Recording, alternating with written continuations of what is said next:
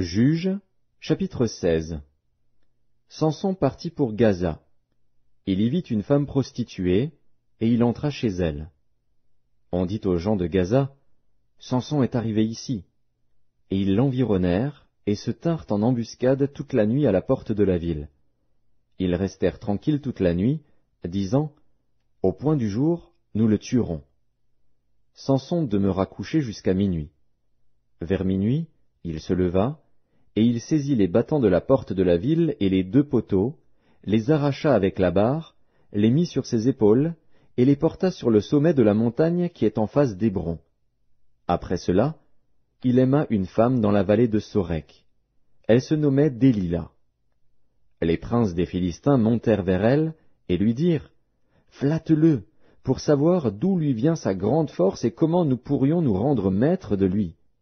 Nous le lierons pour le dompter, et nous te donnerons chacun 1100 cycles d'argent. » Délila dit à Samson, « Dis-moi, je te prie, d'où vient ta grande force, et avec quoi il faudrait te lier pour te dompter ?»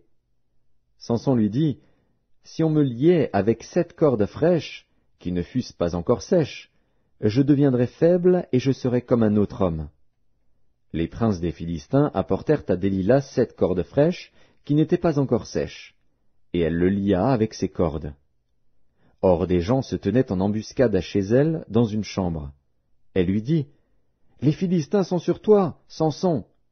Et il rompit les cordes, comme se rompt un cordon d'étoupe quand il sent le feu. Et l'on ne connut point d'où venait sa force. Délila dit à Samson, « Voici, tu t'es joué de moi, tu m'as dit des mensonges. Maintenant, je te prie, indique-moi avec quoi il faut te lier. » Il lui dit, « Si on me liait avec des cordes neuves, dont on ne se fût jamais servi, je deviendrais faible et je serais comme un autre homme. » Délila prit des cordes neuves, avec lesquelles elle le lia. Puis elle lui dit, « Les Philistins sont sur toi, Samson !» Or des gens se tenaient en embuscade dans une chambre, et il rompit comme un fil les cordes qu'il avait au bras. Délila dit à Samson, « Jusqu'à présent tu t'es joué de moi, tu m'as dit des mensonges. Déclare-moi avec quoi il faut te lier. » Il lui dit, « Tu n'as qu'à tisser les 7 tresses de ma tête avec la chaîne du tissu. » Et elle les fixa par la cheville, puis elle lui dit, « Les Philistins sont sur toi, Samson !» Et il se réveilla de son sommeil, et il arracha la cheville du tissu et le tissu. Elle lui dit, « Comment peux-tu dire, je t'aime, puisque ton cœur n'est pas avec moi? Voilà 3 fois que tu t'es joué de moi, et tu ne m'as pas déclaré d'où vient ta grande force. » Comme elle était chaque jour à le tourmenter et à l'importuner par ses instances, son âme s'impatienta à la mort, il lui ouvrit tout son cœur, et lui dit, « Le rasoir n'a point passé sur ma tête, parce que je suis consacré à Dieu dès le ventre de ma mère. Si j'étais rasé, ma force m'abandonnerait, je deviendrais faible, et je serais comme tout autre homme. » Délila, voyant qu'il lui avait ouvert tout son cœur, envoya appeler les princes des Philistins, et leur fit dire, « Montez cette fois, car il m'a ouvert tout son cœur. » Et les princes des Philistins montèrent vers elle, et apportèrent l'argent dans leurs mains. Elle l'endormit sur ses genoux, et ayant appelé un homme, elle rasa les 7 tresses de la tête de Samson, et commença ainsi à le dompter. Il perdit sa force. Elle dit alors, « Les Philistins sont sur toi, Samson !»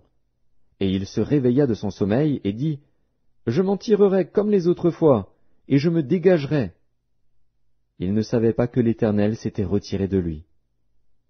Les Philistins le saisirent, et lui crevèrent les yeux. Ils le firent descendre à Gaza, et le lièrent avec des chaînes d'airain. Il tournait la meule dans la prison. Cependant les cheveux de sa tête recommençaient à croître, depuis qu'il avait été rasé. Or les princes des Philistins s'assemblèrent pour offrir un grand sacrifice à Dagon, leur dieu, et pour se réjouir. Ils disaient, « Notre Dieu a livré entre nos mains Samson, notre ennemi. » Et quand le peuple le vit, ils célébrèrent leur Dieu, en disant, « Notre Dieu a livré entre nos mains notre ennemi, celui qui ravageait notre pays et qui multipliait nos morts. » Dans la joie de leur cœur, ils dirent, « qu'on appelle Samson, et qu'il nous divertisse. » Ils firent sortir Samson de la prison, et il joua devant eux. Ils le placèrent entre les colonnes. Et Samson dit au jeune homme qui le tenait par la main, « Laisse-moi, afin que je puisse toucher les colonnes sur lesquelles repose la maison et m'appuyer contre elles. » La maison était remplie d'hommes et de femmes, tous les princes des Philistins étaient là, et il y avait sur le toit environ 3000 personnes, hommes et femmes, qui regardaient Samson jouer. Alors Samson invoqua l'Éternel, et dit, « Seigneur éternel, souviens-toi de moi, je te prie, ô Dieu, donne-moi de la force seulement 7 fois, et que d'un seul coup je tire vengeance des Philistins pour mes 2 yeux. » Et Samson embrassa les 2 colonnes du milieu sur lesquelles reposait la maison, et il s'appuya contre elles. L'une était à sa droite, et l'autre à sa gauche. Samson dit, « Que je meure avec les Philistins !» Il se pencha fortement, et la maison tomba sur les princes et sur tout le peuple qui y était. Ceux qu'il fit périr à sa mort furent plus nombreux que ceux qu'il avait tués pendant sa vie. Ses frères et toute la maison de son père descendirent et l'emportèrent. Lorsqu'ils furent remontés, ils l'enterrèrent entre Tsoréa et Eshtaol dans le sépulcre de Manoach, son père. Il avait été juge en Israël pendant 20 ans.